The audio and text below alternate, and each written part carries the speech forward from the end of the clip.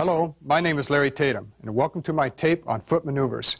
I'm going to teach you how to get to and from your opponent, and beyond that, teach you how to use your foot maneuvers as weapons. All right, now we're going to move out of our stances. We're going to go into foot maneuvers. And if your stances are legible, like we talked earlier, then you're ready for foot maneuvers. Now, foot maneuvers is not as easy as it would sound, moving from one place to another. Because as you're striking, whether it be with your hands or feet, your feet always dictate where your strikes are going to land, where they're going to end up. Okay, your legs do that. So as we go through the foot maneuvers, I want you to remember that. It's very important. And if you have trouble with them, review the tape, review the basic stance tape before you get into this. All right, first maneuver I'm going to work with is called a step through. We're going to do a step through forward and a step through reverse. I'm going to give you two versions of it. I want you to learn them both because they both have their value. Okay? You've got to remember that every move has a consequence.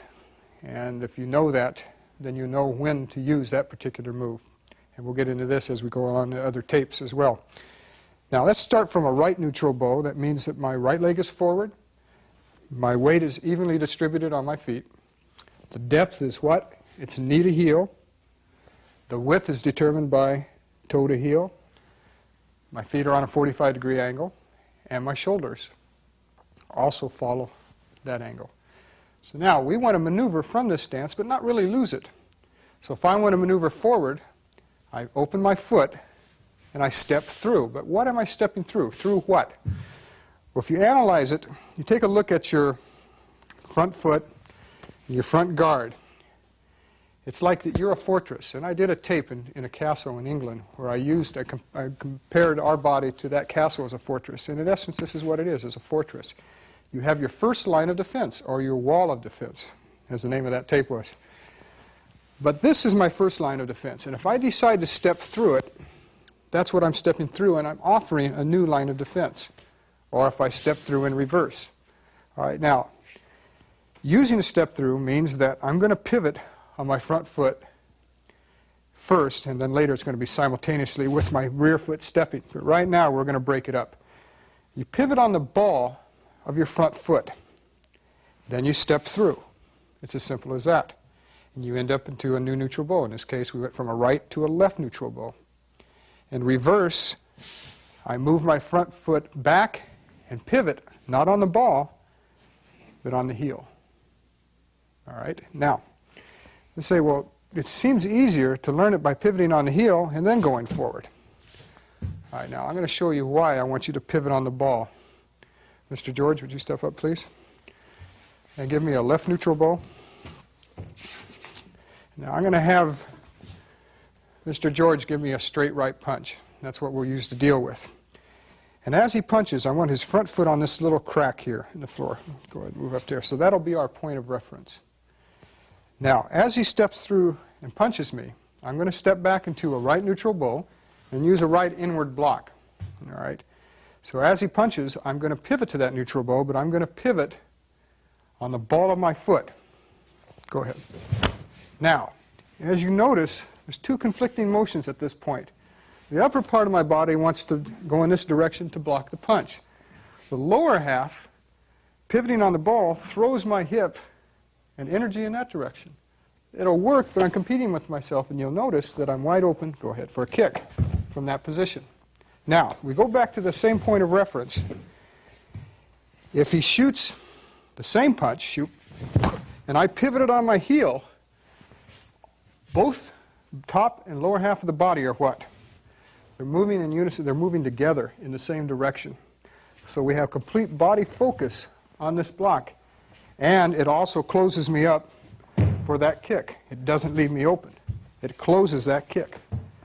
Now, if you make this a habit now, when we get into sparring, tournament fighting, and so forth, street defense, that is imperative. It's imperative now that you learn this. You watch again. Watch how I pivot back when I make that block. That heel, the toes pivot in towards that direction. Thank you. Now, I said that is true when you're going back. When you're going forward, I said, well, now you don't want to pivot on your heel. I think you can see what I'm going to show you next, Mr. George. Can I show him again? Left neutral bow. If I decided to move into Ernie at this point and I pivoted on the heel to do a forward step through, what am I opening? I'm opening my groin again. All right? But if I pivoted on the ball, what's happening? I'm closing off that groin area as I'm stepping through. Rather than suddenly opening it up, I'm closing it off. Only the very adept will purposely do this as a ploy to get the guy to move. But don't do it unless you know what you're doing. When you go forward through your step-throughs, you pivot on the ball. Thank you, Jimmy. Now, if you look at it, when I do it, I'm going to drop my hands. I'm in my neutral bow, left neutral bow. I pivot on the what? The heel? No, I pivot on the ball. I step through, but I keep the small of my back tucked in, and that forces my rear end to what? Move with me and move underneath me. And you watch it again. This is my step through. It's as simple as that. When I go in reverse, I step back and I pivot. I pivot on the heel. As you get better, it actually turns more to the center of the foot, but we're going to use the heel right now. Okay, now with the help of Ernie, I'll show you how these step throughs are used, particularly if we're advancing and one is retreating. As I go forward, and again, or if he comes after me, I make sure that I'm covered now. Remember, when I turn back, I pivot on the heel. If he keeps advancing, again, I cover for that knee. And this is how you pivot when you're in these step-throughs, whether going forward or reverse. Thank you, Ernie. Now, that's one method of doing it, and that is considered the more modern method used today. And you'll notice that as I step through, it's a straight line that I move on. Now, in the earlier years of Kenpo, particularly in America, we used to use, and we still do, depending upon the situation, but it was primarily taught to come into the foot and out. All right, it's become a little more obsolete, but again, it's still used, and I want you to learn it for the simple reason is, Mr. George, sometimes if a guy's particularly good with his feet, you don't want to come straight across and leave yourself open as you're moving in through a step through. So you may purposely want to close off your groin area. And even if you do take a hit, let me have your foot. Let me have your foot. It's not going to hit the groin. It's going to hit the lower part of your stomach. But the groin is pinched off, literally pinched off. And you can weather a strike like that. I don't advise it, but it can be done. Now, if you step straight through, as we learned earlier, you're going to get there sooner, particularly with this type of strike. Whereas if you came in now, you're going to get there later. But that has a contradiction because I may purposely want to go around as lead hand. So I'm going to come into my foot, pinch myself off, particularly if I don't have a hand to protect myself, and come around it and make my strike. But you notice how I was pinched off when I came in. Now we're going to get into this pinching off later because it's extremely important. Particularly when your back is turned and you do a reverse step through, you can't leave that gap open. There's going to be a time where you're going to have to pinch it off so he can't kick up between your legs. You don't always have the option to block with your hands. You're going to have to maybe even block with your butt. It depends. But so we're going to learn, thank you, Mr. George, how to use that. So that as I begin my step through now, it's going to come in, and it's going to make a little curve. Forward and reverse. Now, I want you to remember this too. Whichever step through that you work on, be consistent in your what? This is called, from foot to foot, is not width, that's depth. Width is determined by what? Toe to heel. Depth is determined by knee to heel. And your height is determined by how your knees bent. So whatever step through you're using, make sure that you're consistent in your neutral stances. All right, now we're going to go from step throughs to crossovers. And crossover is a very interesting way of maneuvering. It allows you to be very elusive with your attacker, and it allows you to change your angles of retreat or angles of attack. Now in step throughs, pretty much you're either going forward or you're going in reverse. You can go off to the side, okay, but generally when we go off to the side, we like to go from a neutral stance into a crossover, because what did I say about pinching off the groin area? It has a tendency of pinching off the groin area, and then you can step out into a neutral again, crossover again, and back to your original position. A forward crossover allows you to advance on your attacker, again pinching off the groin and stepping out. Okay, you can retreat by a rear crossover, okay, whether it be going behind you or a front crossover to the rear in this direction. Combined with step-throughs and sideways, off-angling, you become pretty formidable. All right, now with the help of Rick, I'm going to show you how these crossovers can be applied. Now, particularly in a sparring situation, or if Rick and I were fighting, if Rick shuffled in with a punch, if I crossed over, it would allow me a new angle of attack. It would expose Rick either to a punch from me, a kick, or whatever I wanted to deliver at that time. Now, that's pretty much on a defensive type of situation. If you watch it again, as he came in, I crossed, pinching off the groin, because he may shoot with the left, but it still puts me at a better angle. All right? So it's good to use in that position. Now, if I decided, guard up, to use the crossover, give it another dimension. Not so much defensive or maneuvering me out of the way, but to using the crossover as a weapon, I could be working with Rick, and I can move in, get close enough to where I can use my foot and use it as a sweep. But now, if you look at this, all that was an exaggerated crossover. And if I decided to keep on stepping out, the stance itself, which is a neutral bow, becomes a weapon.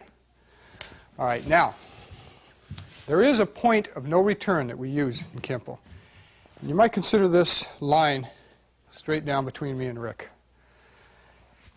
If I go past this line with too much forward momentum, then I better use something like a front crossover. Or if I'm not going to sweep with it, at least use it to minimize my openings and to negate his. Okay. Besides using it in a defensive, but using it in a more offensive situation, we have a point of what's called point of no return. That's a line in front of us.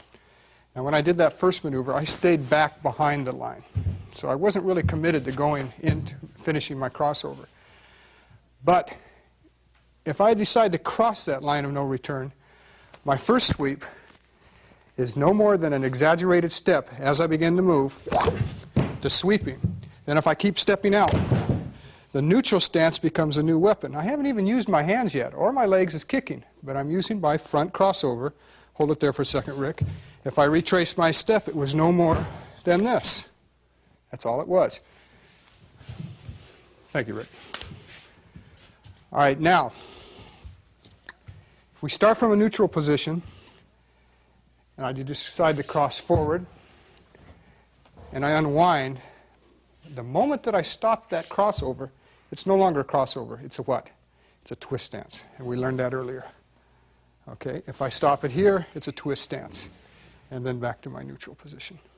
The next foot maneuver that I want to go over is called switching, and switching is no more than switching from one side, for instance, from a left neutral bow into a right neutral bow.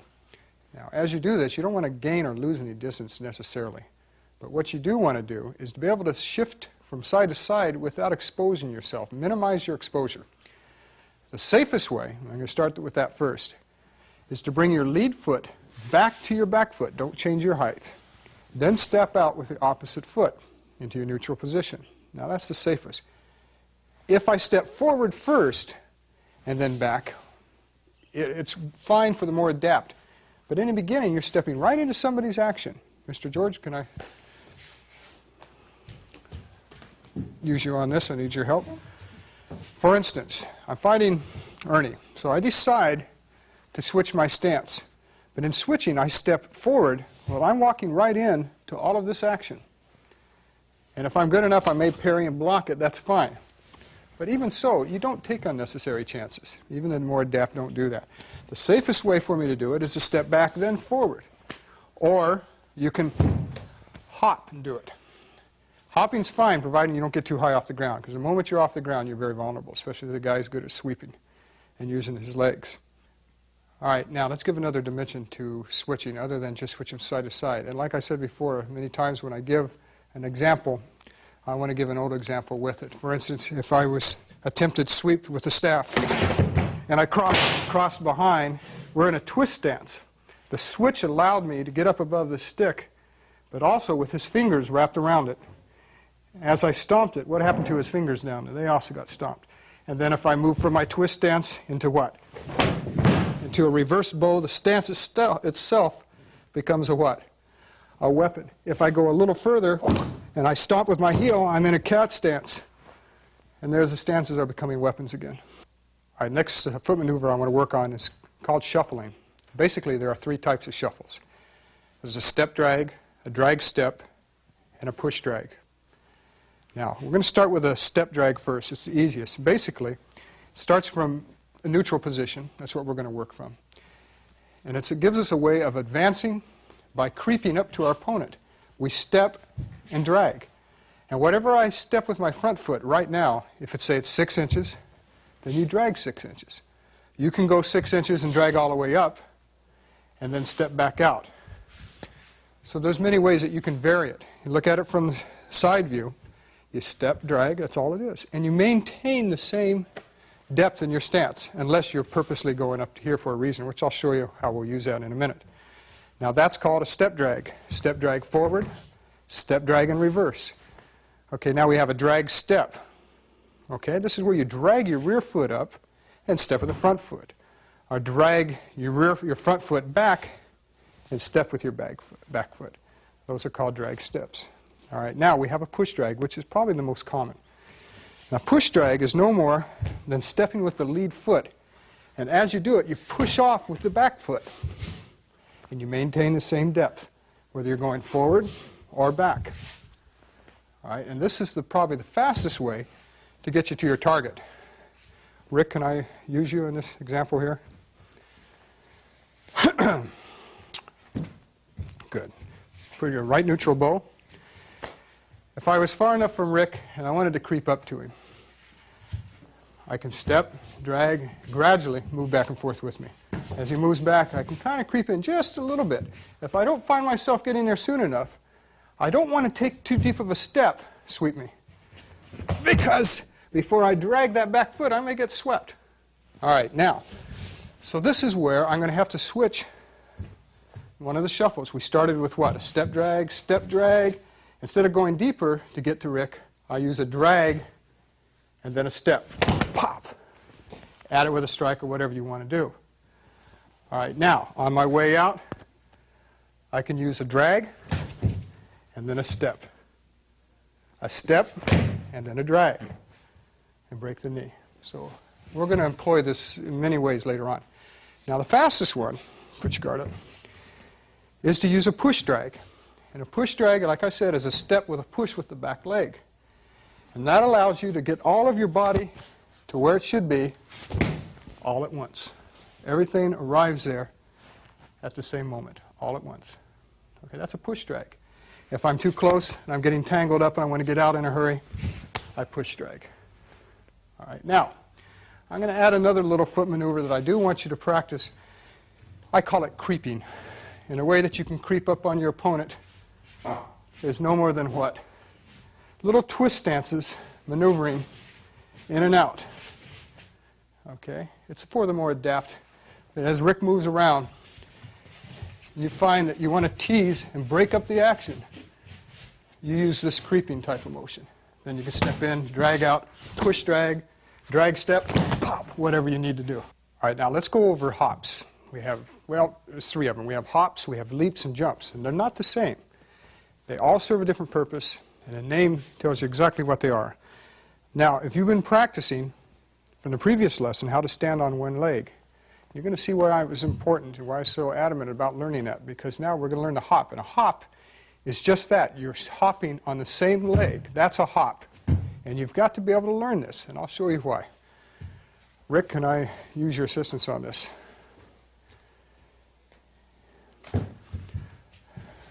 Give me a right punch over here. Once again, through a right punch, if I happen to use a technique that puts Rick down on the mat, And as I see Rick start to get up, I'm back into this situation. Now, I may begin to step and cross over to get back in, but I'm not close enough to what I want. I may hop, make the sweep, and then pinch it off at that point. What stance am I in? Reverse bow. Good, thank you, Rick. All right, now let's go into jumps. And how can a jump be used? What is a jump? All right, we know a hop is from on one leg and you stay on that leg. A jump is basically hopping with both feet, forward, backward, side, wherever you want to go. And there's a lot of ways it can be used.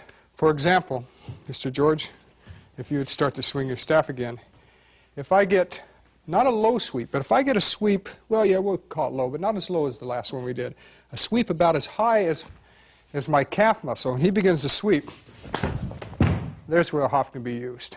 And of course, everything is open at that point. It's important, because people on the street, they'll pick up anything and everything they use. All right, now, I'll give you an example how leap can be used twice in this particular technique. As Rick comes with his punch, bam, as I leap off to hit him, and I shove him on his face. Now, if I want to get over to his side as he starts to get up, and I may have to leap to do that. That's from one leg to the other. Okay, that's a leap, going from one leg to the other. I used it in the beginning, I used it towards the end. All right, the next stance is called a rotating twist stance. Now, we've seen it earlier. We haven't labeled it by name. Basically, whenever we stopped in a crossover, it became a twist stance. All right, but now, from a neutral bow, as earlier we learned a twist stance, but I didn't give you the definition of how it got there. It has two names. It's called a rotating twist stance or an in-place twist stance.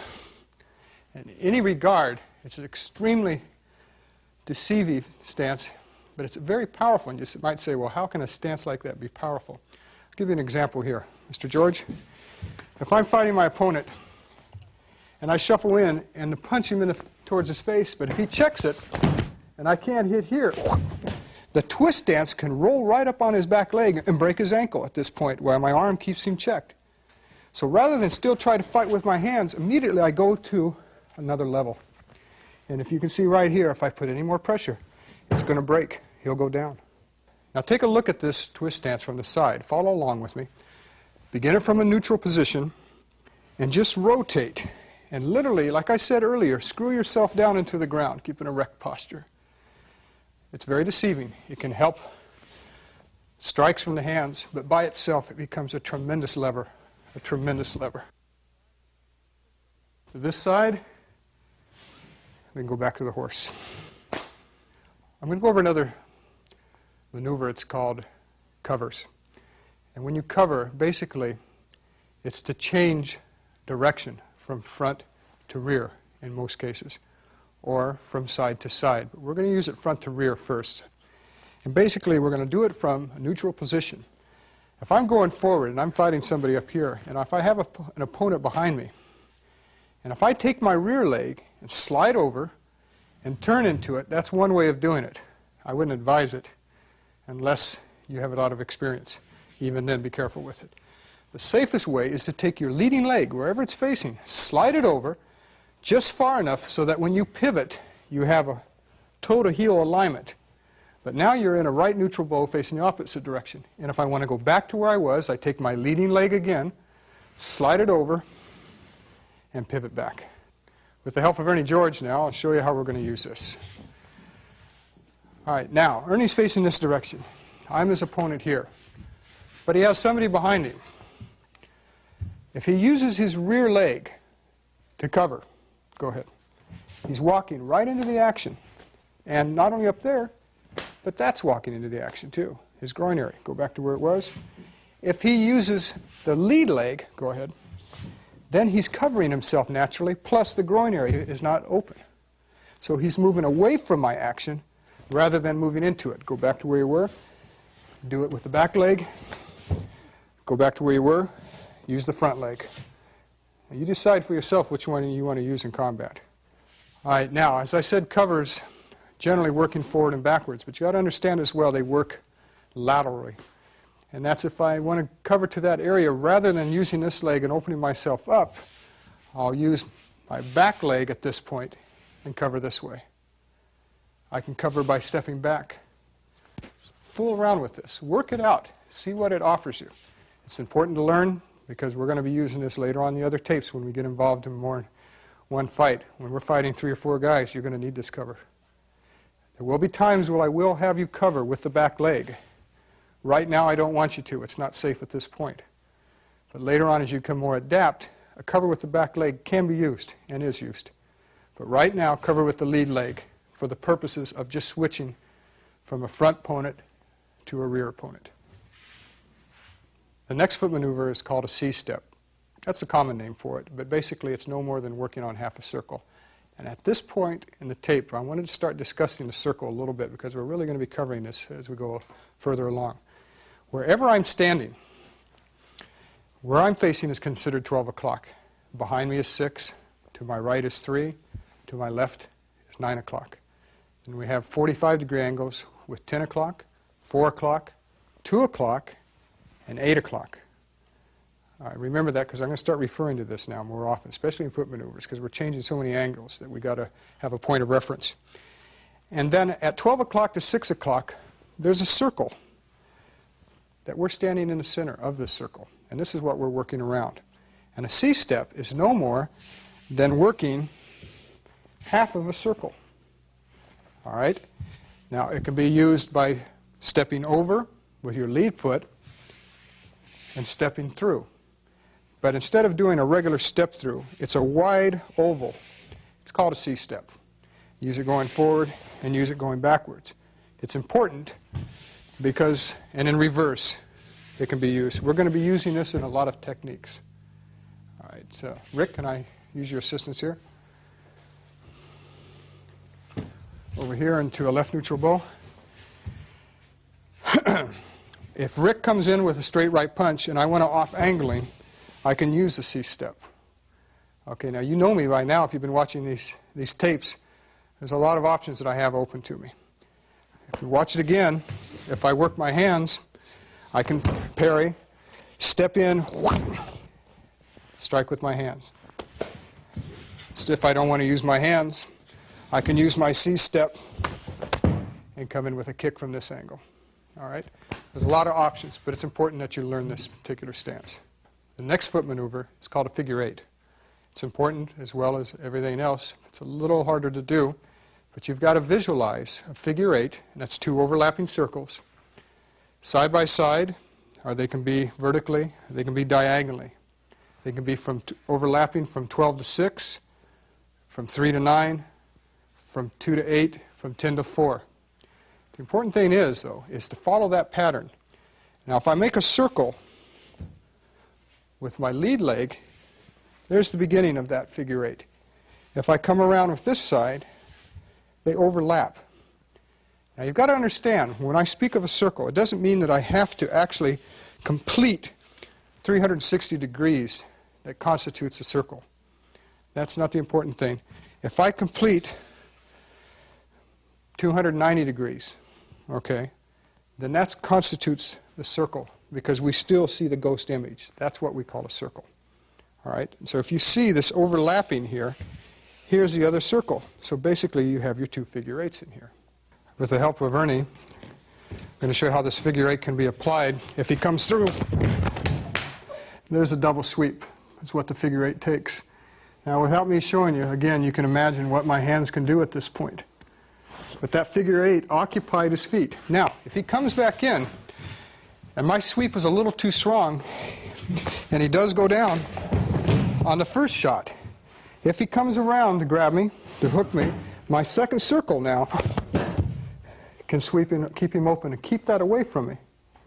Now, if I reverse my sweeps, and I begin to do my overlapping figure 8s, you can imagine what can be used on the ground. All right. I want to work on zigzagging, and zigzagging is exactly what it implies. It's off-angling with your foot maneuvers. If I start from a neutral bow, it's no more than a crossover. But rather than stepping out with a step through or going off at the same angle, you zigzag back. And it's no more of a way of traveling in this position. With the help of Ernie, I'll show you how this can be applied. We can zigzag to the left first, which shoots him up, and then to the right.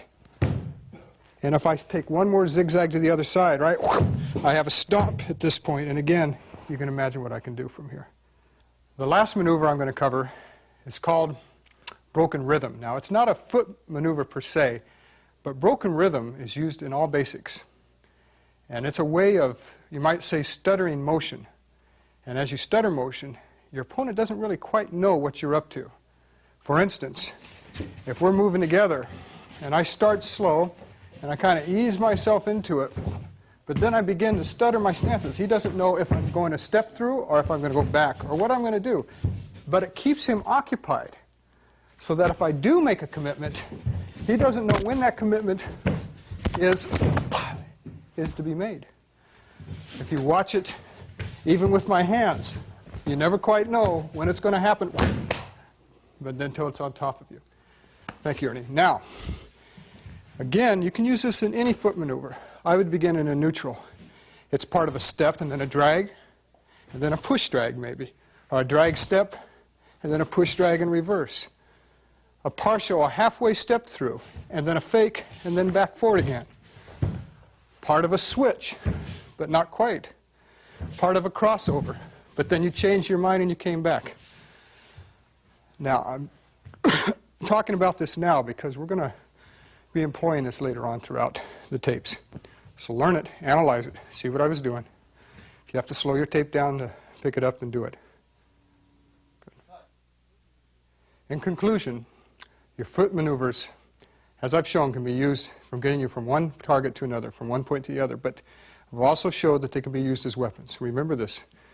If you're in a situation where your hands are injured, or for some reason they're tied up where you can't use your hands, you may have to rely upon your foot maneuvers.